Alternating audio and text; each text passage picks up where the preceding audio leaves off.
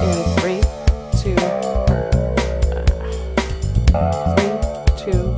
one, and hi, hello, welcome to G3. We're the women who like to talk tech, and geez, just anything that tech inspires us to talk about. So today is August 20th. I can hardly believe it. My daughter's about to go back to school on Monday. Where has the summer gone? This is our 52nd episode, and I'm your host, Tina Chase Gillmor. So, hello, ladies, co-hosts, sisters. How are you? Doing great. All right. Christy Wells from San Francisco. Hi, Christy. Oh, Hello, the dog Tina. in the background. It's okay. I love that dog. Francine. The dog in the background is a male. The dog looked like he was getting snuggly with you. And he was getting it on. He was getting it on with himself, though. Francine Hardaway from I just happened to be there. Phoenix, Arizona. Hi, Francine. Hi, Tina. Hi, everybody. And Hallie Suit Tucker from Boston. Hi, Hallie. Hey. Okay. Boy, I started I love the way he just to sweat when I saw your dog humping you, Francine. Like, what is this show turning into? Okay. Exciting. Exactly as it needs to be. Yes. Thank you, Lord Buddha. Oh, It's not Tinder. a little humping never hurt anybody. Okay. Let's go right into Tinder. That's perfect. That's right. That was the cue. That was our lead into Tinder, wasn't it? Oh my goodness. That was our segue into Tinder. So what's going on, ladies? You're all chomping at the bit to talk. We had a week off, and I was getting texts and messages. Ooh, let's talk about this. Let's talk about that. So what's on our agenda? I'll start the Tinder if you want, because I'm seeing the dog with his paw going like this, right?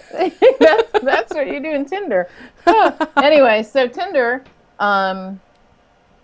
everybody's this week having one article and then a gigantic response to the article. And we know, we'll talk about Amazon in a minute, but Amazon had an article, and then Bezos had a response, and they're like, wow, all hell breaking loose because of that. And Tinder, I'm honestly not remembering the first article talks about how many married guys are on there, and a very deep and pretty interesting article on Vanity Fair to start with was, is this the new way people are dating? It's titled The Dating Apocalypse. Right, and it's like the hookup society, the hookup environment for all, and that all girls are sitting around waiting to see if a guy wants to be Hallie, with them. Just in case, because maybe there's some people out there who don't have the Tinder app, or have never swiped to the right or swiped to the left. Tinder is a dating app that hooks up people by their proximity. Right. So it's basically GPS-enabled dating app. And people who go out a lot and hang out in bars and are young are on Tinder, and they find each other and they hook up through it. It has a purpose. In particular, it's very much about, do you look good on the screen, right? So it's a swipe one way to get rid of the person, swipe the other way to say you like the person. So it's very much a judgment based, very quick, superficial, visual data. As opposed to maybe a Match.com, that kind of thing, which is like a dating site where you're maybe supposedly looking for love, maybe long term, maybe maybe marriage, who knows, something old fashioned like that. I have had a lot of experience with these dating sites because I am not the market. So I joined them all. The latest one that I joined, I'm on Tinder. No one has ever swiped on me, not surprisingly. And because I'm like 50 years older than everyone on Tinder, but I also joined Hinge. And on Hinge, they're supposed to find you friends. And they didn't find me. Thanks. anybody. They couldn't find me anybody. So What's it wrong with these reminds people? me of when I was on eHarmony, or I tried to get on eHarmony, and I filled out their entire questionnaire, and I was very honest about the way I filled it out. And at the end of the questionnaire, they said, "Sorry, we're not going to take your money because we know we can't match you up with anyone." Wow. So let me that tell you I am the quick. In the whole world? right. Francine, do you need a hug? Really? No, because I don't give a fuck. I'm the extreme use case. I'll tell you who needs a hug: 40-year-old women. Because 40-year-old women are still young enough to be on these dating sites and Right. thinking that some man is going to swipe on them or call them or respond to them. Whereas what really happens to them is they get to feel like shit, because if anyone answers them, it's the wrong kind of person. Yeah. But how And is this these any are different than like being in a bar or a club, or how we've been dating for 100, well, maybe not 100 years, but 40 or 50 years? And as somebody who actually met their match on a website, like Hewer and I met on Match.com. Wow. You know, it's like, it's interesting. Like, I did the same thing to guys. Like, I went by and I was like, some guys I didn't even click on because I wasn't physically attracted to them. And I guess I don't understand why there's such hoopla here, that we're a very visually stimulated group of people, you know, humans per se. And I think it's weird. But let me just, one more quick thing on that too, which I thought was interesting. Hallie, I know you want to have a thought that I think, you know, these sites exist for a reason, just like nerve.com existed back in, you know, the late 90s, early 2000s, and maybe still exists today. But I had a Nerve account, which is pretty much the Tinder before, like it's Tinder.5, right? And I just think that, you know, that there's this purpose. Like, you go on Tinder because it is kind of more about the hookup culture. And you go on eHarmony because you want to meet a husband or a wife. And you go on Match because you might want a good lay, or you might want a companion, or you do want a life partner as well. And some of these communities are specifically set up for that way. And so for Tinder to kind of freak out and say that we're not about the hookup culture, it's great if they actually have stats that show people are getting married and doing long-term relationships. But I think of Tinder and I'm like, I'm going to go there if I want to get laid. It's not a big deal. It's okay. Own it. It's not a big deal. Yeah, but So I would just, let me just add on our page, on G3 page, there's details on there's a quote from the Vanity Fair piece. It says, a young guy says, "I'm on Tinder, Happen, Hinge, OkCupid." Nick says, "It's just a numbers game. Before I could go out to a bar and talk to one girl, but now I can sit home on Tinder and talk to 15 girls," who is only, I guess, judging by what they look like, without spending any money, his friend says. Well, so neither Nick nor John has a girlfriend. Hang on, Francine. They have had no girlfriends in the last few years. Brian had one until recently. He confessed, "So I cheated on her and she found out by looking at my phone. Rookie mistake, not deleting everything." So what a tool. It's speaking to, I think, a lot of problems, which is, I mean, it's just like, we'll talk about Amazon and work and how we work and being watched while you work and the metrics around your working and people analyzing the data around you being a human. Is this the metrics of dating? Is this the metrics of human people that used to interact and no longer interact? It is, but I'm the mother of daughters, so I guess this is the perspective of the mother of daughters. Good, because I'm the mother of a son. Okay, well, the girls, I think there needs to be some kind of education then for teenage girls on what this all means and how not to personalize it. Because if you are one of those, you know, cool girls who get swiped on or clicked on or responded to all the time, then you at least can choose, do I want a serious relationship or a hookup? But if you put your profile out there at a vulnerable age and you don't get any attention, and by vulnerable age, I'll start with teenage. But I said for a reason 40-year-old women, 45-year-old women, because there are a lot of divorced men and women And it's very unequal for a divorced woman compared to a divorced man. And Christy, I want to ask you how old you were when you met Ewer. Yeah, I met him when I was 36. Oh, wow. Okay. Well, you're the exception that proves my rule. But here's the thing, we as a human base are becoming so wrapped up in being so politically correct that, we're human, we're primal, right? This stuff happens whether we have online or we have offline interactions. And the online, just you have data that's easily factored in and you can prove it. But I don't think it's changed I don't think human behavior's changed over the last 50 years. And I guess that's just where I do agree, Francine. I do think education is important. And I think that's where, being a female in the dating scene, a friend of mine used to say all the time, I probably have more testosterone in me than any man that he knows. So maybe I'm not the perfect.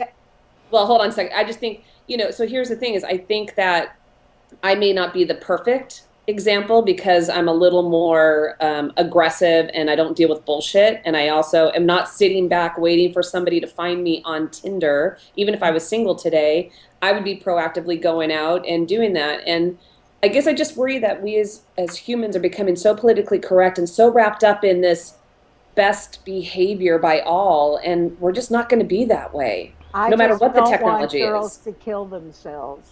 I'm just saying I don't want girls to kill themselves because there's so much going on more than there used to be. Agreed. None of this is new. Hell, bullying isn't new. None of it's new. I was there when it all started, but that's not the point.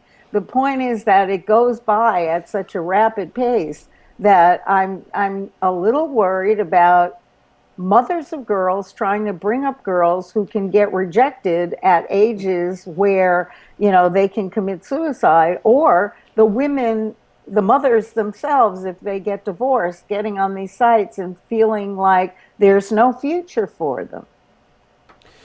Well, that's a bigger issue that I don't think is technology might bring this to it more of an attention, right? Because you'll see it's a numbers thing, but I think that is actually personality traits, that's your environment, that there's so many things that go into that I actually don't want to weigh that heaviness on the technology platform. I think that's us as being a community of humans needs to help resolve that.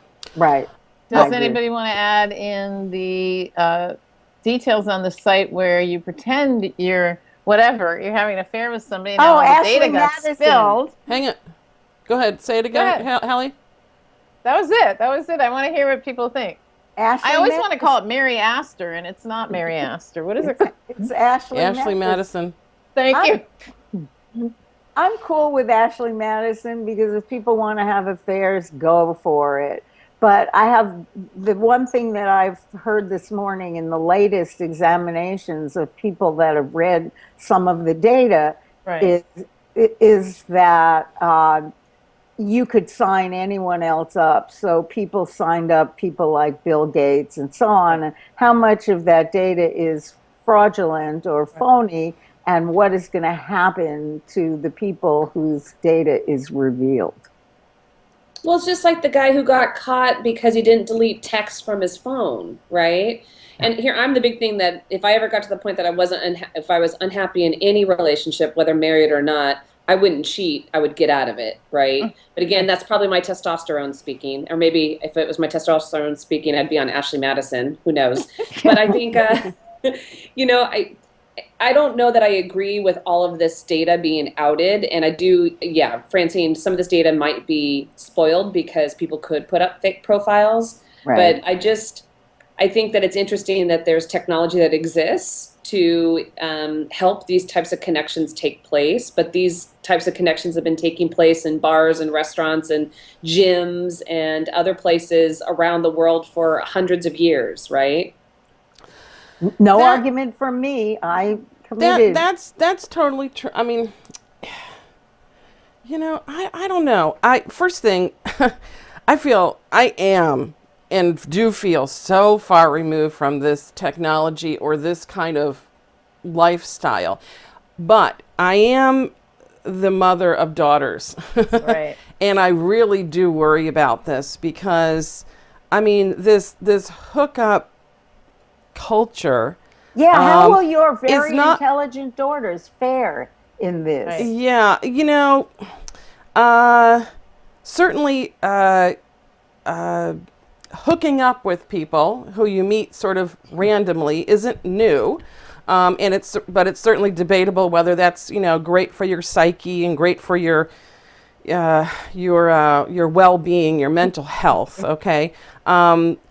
I do definitely worry about my girls in this kind of environment. How is that going to feel for a kid who's more cerebral and more, into Right. really like being attracted to people because of their humor or something Right. like that doesn't come across in, a great Photoshop photo. But here's the thing. That's the point. But if somebody who's looking for a great sense of humor, right? If they write their profile, that right person will find you. You may not get hit on by 20 guys because they're looking for the most prettiest or the skinniest or whatever, right? They like blondes, they don't like brunettes. You're such an optimist because there's a whole industry around taking photos for people for Tinder. And it's like, I totally remember when my daughter, Sam, was 8 and she wanted to be an actress. And what you had to have then were headshots. And so I went out and I paid for headshots, and they put wind machines behind her, and they did all the shit that you do to make people look attractive. But the fact of the matter is that Sam, at age 8, wore huge glasses and, hadn't had her teeth straightened. And she was not, shall we say, gorgeous. And I can only say that now because now she is. But at that particular stage, Sorry. Anyway, you know what I'm saying. Yeah. Well, Tina, I'm curious about what is it about what's your concern specifically? Like, I actually worry more about technology and the ability, like, if you want to hook up, understand, and hopefully you have been brought up in a certain environment where you understand the pros and the cons of that, right? But I guess for me, I look at it more of, if I'm taking pictures of body parts and sending it, the fact that technology can spread that a lot faster than maybe in the old days. But I guess for me, what's your specific concerns about your daughters in this kind of day and age of technology and dating? I think it's I think Tinder is a whole different deal, right? I mean, Tinder, and correct me if I'm wrong, but I understand Tinder to be basically a sex app, like if I want to get laid tonight, I'm swiping this way or swiping that way until someone swipes in the same direction and we find each other. Isn't that right? I mean, isn't that kind of right? We're not looking for, long-term commitments here on Tinder, right? But this is actually exactly what the people from Tinder went crazy on Twitter about. Okay. That they would confirm, no, we're creating, these long-term relationships and we're matching these perfect people. And everybody's like, really? So go ahead. Didn't mean to interrupt. Okay. So, Match.com, I think the dating sites are much more thorough and much more, the technology is actually trying to pair people of like minds, of like interests, of certain, desires or whatever. And I don't have a problem with that. And I think that when people are using these sites, they are more verbal. They're more, they can write. Yeah, there's more to it. Tinder just strikes me as this, like, I'm at a bar and I bump into somebody and we say, let's go to the bathroom. Then that's what it feels like to me. And that feels kind of, to me, it feels a little creepy. Well, I think it's interesting on something like Tinder, because I think the problem that they're having is they started out, their intent, right? They started out as a hookup app. Because you have Match, you have OkCupid, you have eHarmony, you have some very good structured services out there where if you want to find a light partner. And just because I ended up finding a good partner, let's be clear, I was on Match just as eagerly looking for hookups as I was for like a companion life partner type stuff. So you will make that platform whatever you want it to be. I think the thing that's interesting for Tinder is he probably did, well, he knows that already. It doesn't matter. But I think he's. Oops. I just realized he's the benefactor of all of that, right? Which is great. So I think the thing that's interesting with Tinder, though, is they may have started out as a hookup app, and now they're trying to change their perception of their corporate environment, right? Their what their service is. And so somebody like a Vanity Fair, calling them a hookup app is going against what they're trying to rebuild their mission as. But the unfortunate thing for Tinder is, like, you started this and you were this for so long, it's going to take time to change. And if you've got data that says these 2 million people or these 200,000 people have actually met on Tinder and actually have gotten married, that's great. But who cares what you are? Like, you're an environment for people to hook up, or you're an environment for people to get married. Who cares? Just put the platform out there and let people use it as they wish to use it. Well, they ended up sounding, I think, very uninformed. I mean, I think they're fighting over a tweet storm, making it sound like, we don't even know what our brand is. Now we're going to be somebody else. It's just so stupid because it's super successful as what it is. So, the tweet storm is like, I can't even, I shared that with the folks inside here at Ancestry, and I just said, this is not how you refute a story. It's so bad. Okay, so let's talk about this a little bit. So the Vanity Fair article gets out there, and Tinder doesn't like the feel of it. It doesn't like the way that they're being portrayed as this, kind of, to me, it read very male skewed. The men were getting the best deal here, let's say, and they just, they didn't like the whole feel to this. So what do? Does someone want to tell us what happened? Christy, you said you talked to your crew at Ancestry about the social response. So where did the social response go wrong, and what should they have done? And it's on our site. Okay. Yeah, it's on the page, which is great. So, and here's the thing, it's shoulda, woulda, coulda, right? Because if they had done something else, they could have, maybe it wouldn't have worked as either. If I were managing the brand and we actually just had an article written a couple months ago that by a very well-respected outlet that actually had misinformation in it. And how I dealt with that, it's not a dating site, but it's how we dealt with that was actually, if we couldn't get the author to change their article to actually show accurate data, then we made like 2 tweets, because our market that was sharing that was heavy on Twitter. So that was the right platform for us to do it. We did 2 where we restated our facts and we restated the story, and that's what we stuck to. What Tinder did is went on what we call a tweet storm, where they just posted tweet after tweet after tweet, trying to then reshape the entire story. And it actually, their tweet storm made more news than the Vanity article did. Yeah, but I heard that they actually caused more damage to, no, I'm not going to say they caused more damage to their brand, because that's not fair. I don't know that. I don't have their stats. I just say, for me, I'm like, guys, take a chill pill, right? You got wrong data, and I understand being emotionally connected to that wrong data. At the same time, maybe just take a deep breath before you hit that keyboard.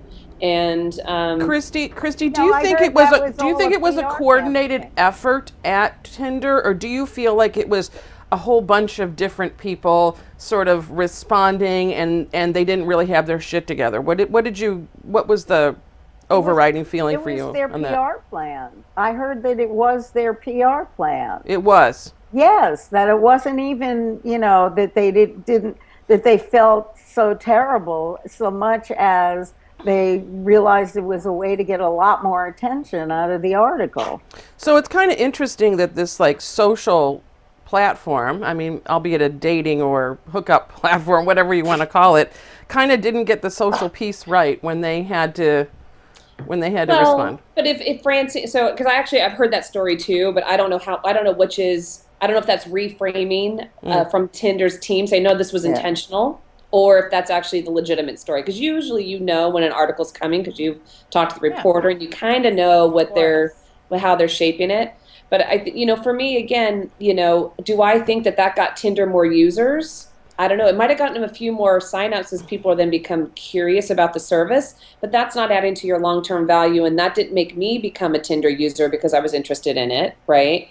So I think it's hard to say what's right and what's wrong because I don't know the total community around Tinder. I didn't watch all the responses, but I do know most of the people that I know were like, that was crazy making. Yeah, exactly. And if it was intention to do some help and not harm, okay, it didn't help. It was really made them look flat-footed and stupid. And even the tone of the tweets, get a chance, look at our page, and the tone is funky. It's like, 32.3% of the men signed up on here are looking for, it's just like, oh my God, so boring. Who has to read this boring tweet? And is this really your data? Anyway. So are you trying, Tina, to get us segued into how Jeff Bezos felt about what the New York Times, a competitor of the Washington Post, by the way, owned by Jeff Bezos, wrote on the cover of the Sunday paper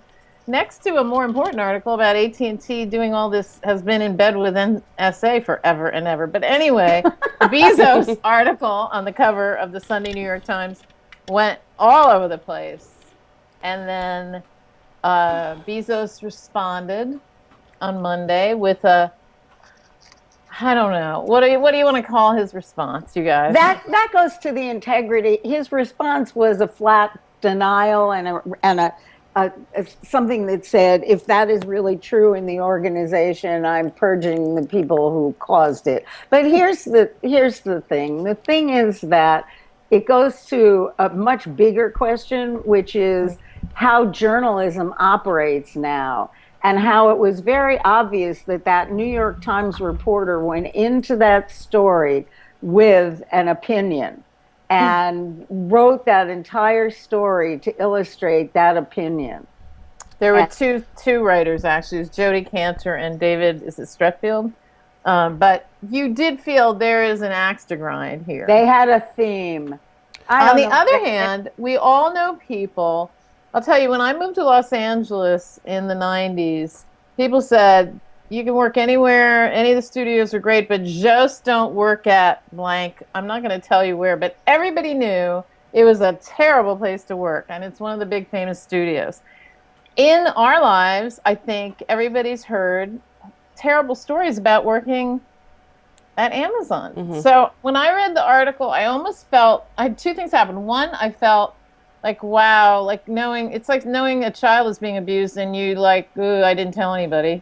A little. And it's like, I started to think how embedded Amazon is in our lives, in my house, my Kindle. In fact, I have 2 Kindles, and my published on it, it's where I publish my book, and it's our Fire Stick where we're watching video, and it's where I send textbooks to my son. I won't buy them at his school bookstore. And I started to go down the list, and I'm like, yeah. It is. You can't stop using Amazon. You can't get away from it and because people on Twitter had been like, "That's it, I'm going to stop." And of course, I'm a Prime member. The missing Mary Hodder said that.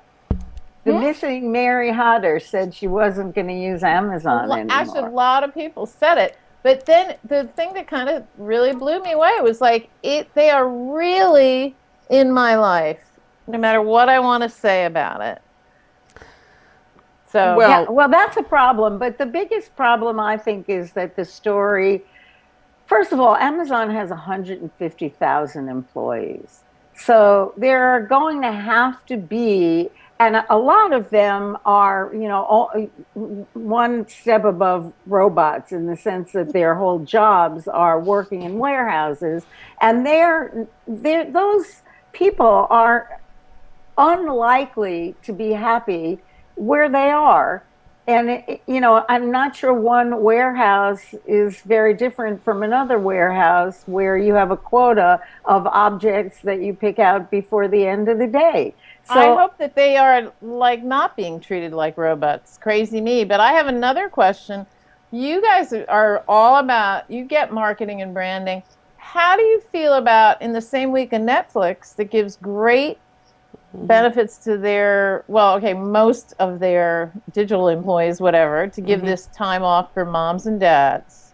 How do you feel about interacting with that company compared to reading Amazon's take on what they do with workers? So I think Netflix's policy is bullshit because there is no company that can give people unlimited leave unless the people are not necessary. And so it's kind of, I feel like it's a sort of sophisticated ploy to make people feel that they have unlimited leave that they will never in a million years take because they'd be afraid of being one of the people who weren't considered A players. And Netflix is not that different a place to work than Amazon from what I've you're heard. just too savvy, but the rest of us idiots. Christy, do you feel like it was a... So you think it's like a carrot that's dangled, but nobody dare like carrots? Is absolutely that it? A carrot. I mean, I can tell you, I've worked at several companies that have the unlimited vacation policy, unlimited maternity, paternity, and I'm wholly aligned with Francine on this because I think, it sounds great, but the practical application of it's very difficult, right? And if you are one of those people that said, "Hey, I just had a baby, I'm going to take a year off, have somebody do my job, and I want it waiting for me when I come back." I mean, you just can't sustain that as a company. Right. And so I think more people will say, okay, and you might get one person that does it, but it's not going to be everybody in the company takes advantage of that. And I have friends that work at several companies that, have issues and some that don't have issues. And I don't know that Amazon's unique in that thing. I got to imagine if you surveyed people on a car assembly line, that they might feel the same way as somebody in an Amazon assembly line, right? The shipping line. People they're just not getting written about it. People on a car assembly line are now robots. And so this, to me, is the biggest part of the question is, are we actually looking at, we're in a very big curve and maybe halfway up the curve, a third up the curve, of really getting rid of all human beings that are annoying. And well, that's a big future. Oh, sorry, hold on, Francine. There was an event last night in Silicon Valley. I didn't go to it. My husband did, and so we were talking about it this morning. But there was one that actually talked about in the next 30 years or so, how 50% of the workforce, maybe 60% of the workforce are actually going to be replaced by robots. Yep. And what does that mean for you if there's no jobs to be had because robots are doing those jobs? And it was a fascinating talk. I'm sorry I didn't get to go to it personally. Was Jacob Morgan talking? Because I know he's doing a lot on the future of work. And he might have. It was John Hagel and a couple other. So John Hagel from Deloitte and a couple other people. And I'll get the list and I'll add it to the Facebook wall so that you guys can see it. I know Deloitte's doing work on the future of work too, because that is definitely coming. We're all talking about taxi drivers, but in 10 years there'll be no drivers. Right. That's right. And then I mean, you can have a very dark dystopian view of very, very wealthy people who don't want servants annoying them. Even having peasants around is not good. You have robot peasants and robot drivers and all the, even it's a bigger and bigger gap of have not. But that's fascinating if you think about how does somebody survive? How do we pay our rent? How do we put food on the table? Exactly. If this work is going to robots, right? What do we do to sustain or survive in the next 40 years? The optimist would say that we make the robots or design the robots or conceptualize the robots, but that's the optimistic view. The pessimistic view is our society is going to have to take care of these people or there'll be a revolution. Or there already is.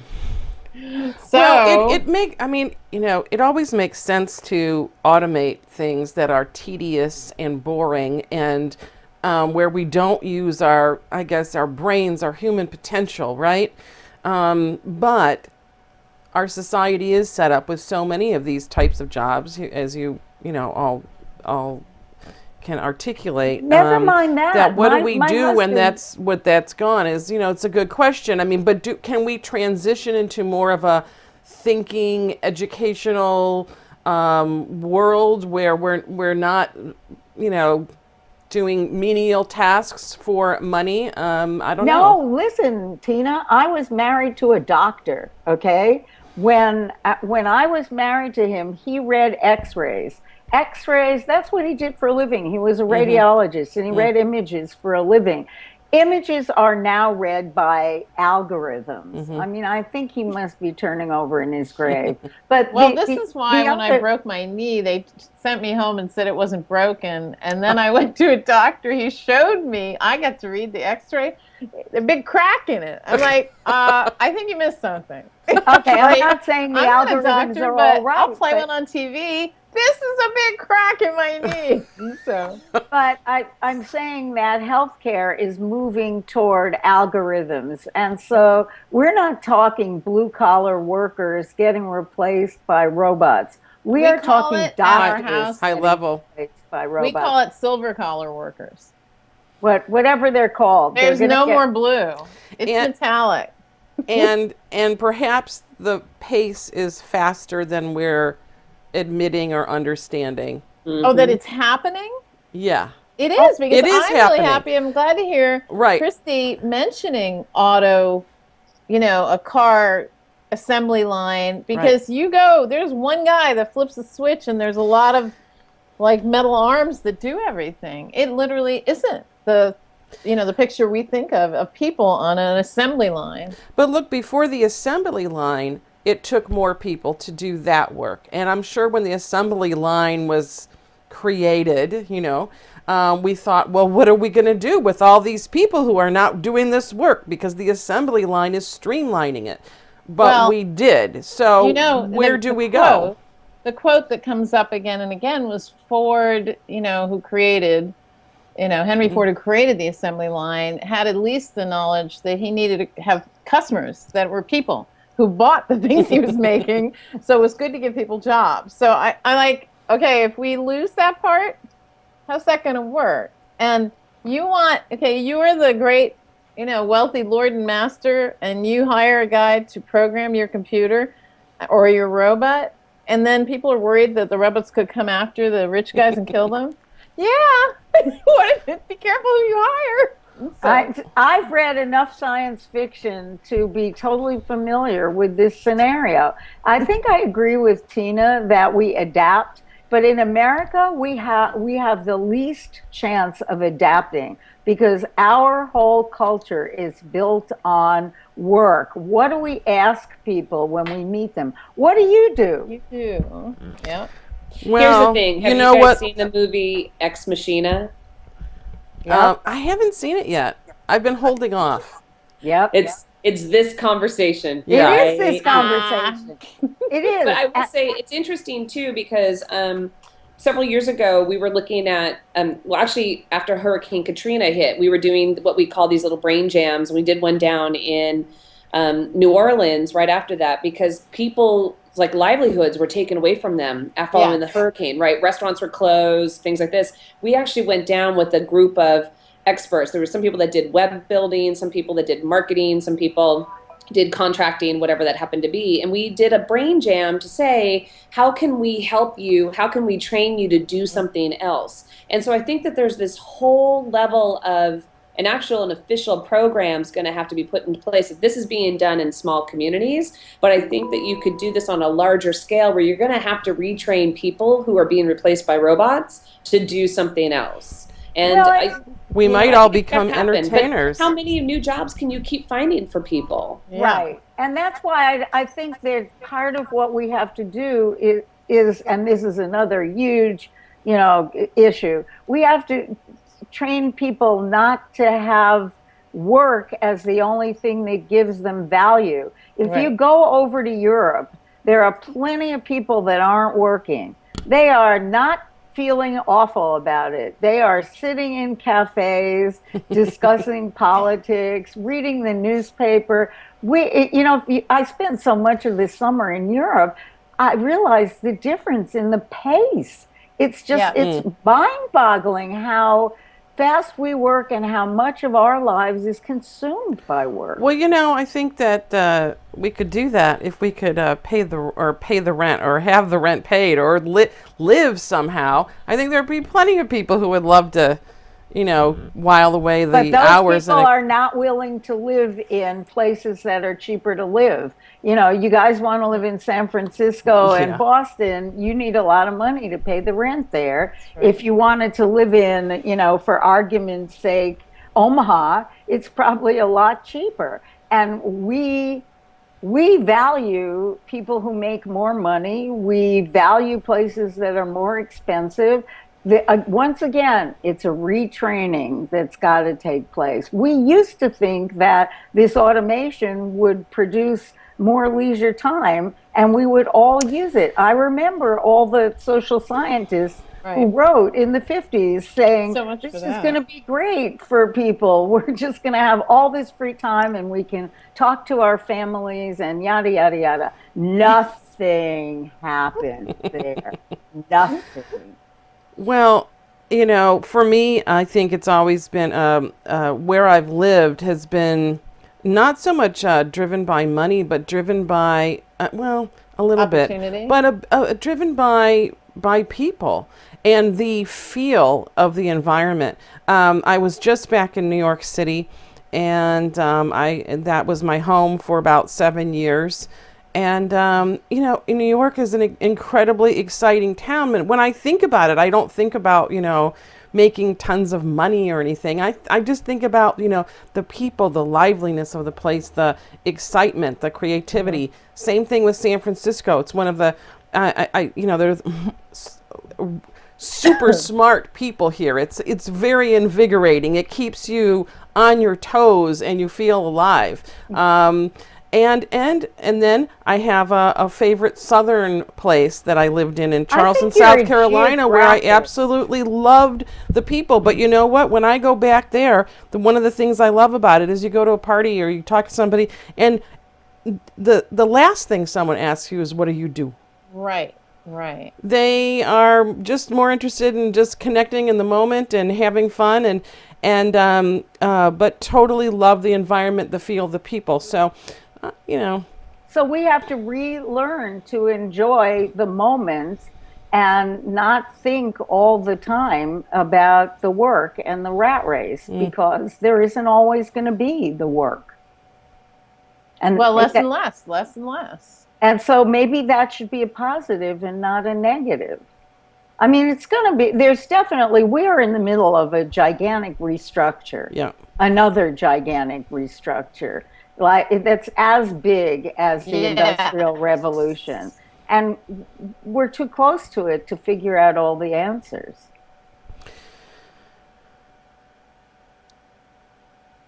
Do we have answers, ladies? Oh, I have an answer. I'm not sure, just, we don't have too much longer, but I don't think we had a show since Google announced Alphabet. A, B, C, D, F, G. I'm sick of it. I think it's really smart. It took everyone by surprise. What do you all think? You have any thoughts about it? Can I have one letter? My letter is T. T? Why? I wondered if A is for Android and T is for Twitter. And I guess not. What do you think, you guys? No way. No way? But I do think that Google is trying every way from Sunday to build a business that isn't the ad tech business, because it's very far behind now in that business, because it doesn't really have a social or a mobile strategy. And that's where, you know, Facebook is going to own news, and it's going to own where people search, and it's going to own a whole bunch of things. And so Google really has to reinvent. And it's interesting, like with Facebook is dabbling now with the notes expansion, right? Where they realized, yet again, people were still going off their site to go read blogs and other outlets. And now if you have the opportunity to blog on Facebook's platform, why do you have to go anywhere else? It's like working at Google, where they have chip away at programs and platforms and services that other companies do pretty well. Because I actually think, you know, Google has a pretty, even Blogger, there's still millions of bloggers, out there, and a lot of people on the blogger platform. But I think that it's interesting. I was shocked, obviously, when the alphabet was announced, but then I took a step back and I'm like, makes total sense, right? Let them be able to be as risky as they need to be with this business, but be a little more conservative over here and not have it impact everything across the board. So I'm actually really excited for Google, because I think that they still are, looking at the world as a whole and trying to figure out their place in it too. And they did force certain things to change. Like, they innovated around search, and I think they've got the smarts inside to make it happen. But yeah, I don't know. Well, I worry about things like some of their core products that are going to stick with Google, because I've heard a lot of people say that Google Maps is deteriorating. And I've also heard a lot of people say that Gmail needs more work. Some of their core Google products need work and updating, but I don't think that the young people that they like to hire want to work on those things. They want to work on flying cars and, immortality. Yeah, but the money is in you think about Gmail, yes, it's free email, but I know everybody I know that uses Docs has a business account, right? I mean, there's lots of money to kind of go through this. I think the thing that's interesting too is I don't mind Google Maps dwindling down, because I use Waze, and Google paid $1 billion for Waze, and Waze is a really great technology, so why would they have two mapping solutions anyways? Like, they need to look at consolidation. I thought Waze was underpinned by Google Maps. I could be wrong. I don't know. I thought Waze. I don't know. I don't know enough to. I'm not going to say it because I'm going to sound stupid. So yeah. I want to ask you. Why start now? Listen, do you think Facebook's a good foster parent for Instagram? I feel like it's a little lost in the sauce, and then there are people that only use it. Like, a lot of people. Instagram just turned on more different kinds of ads. I think Instagram is doing just fine. Thank you very much. Do you use it? Do I? Of course. I mean, yes, I do. Everybody else uses it. I love Instagram, but I actually like Instagram more than I like Facebook. But I am also a visual person more than a text-based person. So I like Instagram. I don't push a lot of my content from Instagram into Facebook. I do it independently, which is interesting. I was going to ask that too. Yeah, the integration hasn't changed the way I work with Instagram. I put a lot of my content from Instagram onto Facebook, but that's apparently wrong. If you're really interested in page views, you should. Then you should post it natively to Facebook. That's what I've read. And a lot of people post it, and I find it super annoying, to Twitter. Like, you just can't see the picture. You have to go the hell over wherever to go see it. I find that really bad. And I know they don't want to fix that interface, but it stinks, I think. I won't even look at it. I want Google to succeed, because I don't want Facebook to be the one that rules our world. Oh, right? my God, that's another big question. No, but we need healthy competition. And I think the beauty of the Apple, Facebook, Google trifecta is that each one keeps pushing the other. And in the long run, we'll win, because we're going to continue to have good products, or better products than what we have. But we're going to have some pains along the way as we try to figure out where our loyalties lie. Well, actually, we're talking platforms. What happened to the open web? Hello, Kevin Marks and Dave Money open what? Francine. You can't have the open web when there's money to be made. Come on. Your community spirit. Yeah, I guess that's right. I actually wrote an article about the open web and interviewed some guys about it last year. They came to MIT to talk, and the editor at the Globe was like, I don't even know what this is. Like, I don't know why we should care about this. Well, it's interesting, because we were talking about, like, some of our other friends were leading the thing called data portability years ago too, where they were like, it's really important for you to be able to take your data out of an infrastructure and move it somewhere else. So there should be open standards for the web, and there should be some consistency in that thing. And I was a huge fan because I'm like, yes, let me own my data and I'll choose and don't make me rebuild it in all these different places. But Sounds listen, familiar. proprietary and silos, that's the world we live in. And I don't know that we will ever have that broken down because there's just too much money to be made having your silo. I guess, but I guess because I'm a friend of Dave Weiner's, that I really wish that more people supported the open web. Yeah. For a lot of different reasons, not the least of which is the way some of these silos use your data. That's like my number one reason. But nobody's ever made that easy. So if it's not easy, people are not going to do it. Well, the easy part is it's easy when you use Facebook, but it's also very easy for them to sell your data. So that's the unfortunate part of easy. Easy on both ends. It's easy, and we are lazy. We're lazy, and quite honestly, I mean, some people just don't know, wouldn't even put the time or the energy into that unless it's made simple for them. You can explain it and then have a simple solution for someone, fine, but that's never occurred. So, No, because it's going to cost somebody $1 billion to build and maintain that infrastructure, right? And $1 billion, whatever. I'm throwing numbers out there, but I'm just saying. Let's go with $1 billion. But to have that infrastructure out there where you can then port your data in and out of these platforms, like that person who builds that infrastructure, one, needs to be trusted, which is going to be very difficult for anybody, right? Whether it was a government or it was, a pack of scientists that promised to only do good, right? But then you still, there's so much money on the table for Google to own that relationship with you or Facebook to own that relationship with you. I don't know that you'll ever get it done. And that's the reason why, Tantek and Kevin Marks and Chris Assad, all these guys still fight in their circles to have an open web and standards.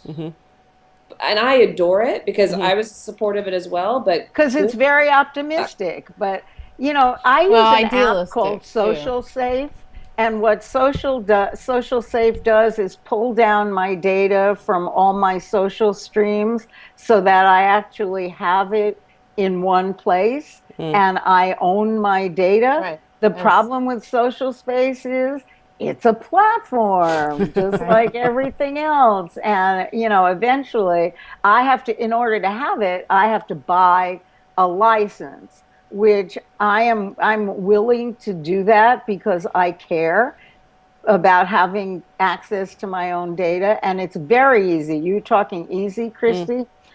They back it up for me every day. It's like like a backup service. Yeah. And then it's there and it's searchable and it's safe. That's why it's called Social Safe. But eventually, either the rich will have Social Safe because they can afford to buy the license, and everyone else will be screwed, or replaced by robots. Right. Exactly. My data will be replaced by robots. My data has air. I mean, my robot has air in its mouth. It's like a 10-year-old boy robot. The problem is that robots are cool. I have the Amazon Echo, and it's very cool. You can just say to it, order more toilet paper, and it'll order more toilet paper. And you can also say, play Beethoven's Fifth, and it'll do that. Are you loving it? Yes. You are. And like all men, it won't put the toilet paper roll on the spindle. Yeah, that'll cost you extra. That's the point. Does it fold closed? No, I need the next generation of the Echo, which will unpack the toilet paper when it arrives at your house. Bingo. There you go. That I want. Girls, it's almost 3. Containers and put it away and find space for it. Where's that robot? Where's that robot? That's the name of the show. Where's that robot? Well, that's where the jobs go in the future. That's all. Putting things away in my house. That other robots have delivered. All right, ladies. So we're hitting the hour mark. It's been lovely. Anything else? Any last thoughts? Any little tidbits that we have to talk about, clear up? or otherwise understand? We have attacked all the essential questions. All the essential questions, okay. We really have. We don't have answers, but shit, the guys Well, the on first step is gang don't asking the have goddamn answers either. questions anyway, so, you know. Getting aligned on the questions. There you go. Got to do that first. Getting I want aligned to on the know, questions. is that dog of yours a robot? I hope not. Robot dogs. That was a real dog, right? Oh, my goodness. That was a real dog, but see, Good. if I really needed sexual attention, there's a robot for that too. That's Okay. for next week's show. We start and we end with sex. It's perfect. Okay. Next week, let's see. Wait, Gillmor Gang. Are they Friday? recording tomorrow? Are we recording tomorrow? It might be tomorrow. We'll make an announcement. Or it might be Saturday. I'm just not sure. Next week, the lovely Janae Tier will be with us. We'll be discussing diversity and other such issues with her. We'll see who can make that show. We were going to do that this week, but she's going to be on next week.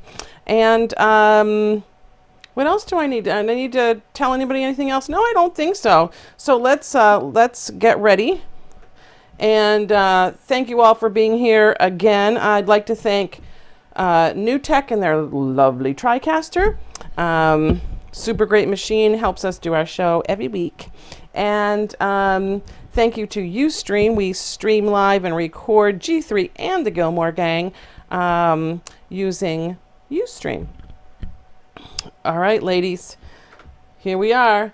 And you've got your I love those glasses. Hang on, where's mine? I have to bring my sunglasses into my house out of my car. I had to get a funky one of these chains for my glasses, and now it looks like a little necklace. Is Okay, next here we week go. when you'll be in South Africa, Christy? Oh, Christy, yeah. Are Yeah. you going to be in South Africa soon? Did I freeze? I leave on the 30th. Oh, On the 30th. Did I freeze? yes, Yeah, you did. Yeah, you froze for a second. Yeah. And we I were leave like, on the 30th, has she had a stroke? and I'm in. Uh-oh. Uh-oh. We're you're struggling with, freezing. okay, her feed is going nuts. Okay, so So 30th. Christy's leaving on the 30th, and she shared the medication that she had to get for her trip, and I was kind of horrified to find out, first thing, that she had to take all this medication to go to South Africa, and Yeah. secondly, how Shot. expensive it was. Jeez. Crazy. Anyway. All right, ladies, so you'll be here for our next show, Christy, Francine, Hallie. Thank you so much for being here today, and we'll get our logo ready, and we'll say bye-bye. bye-bye. Christy must be frozen. She's frozen. I gotta run.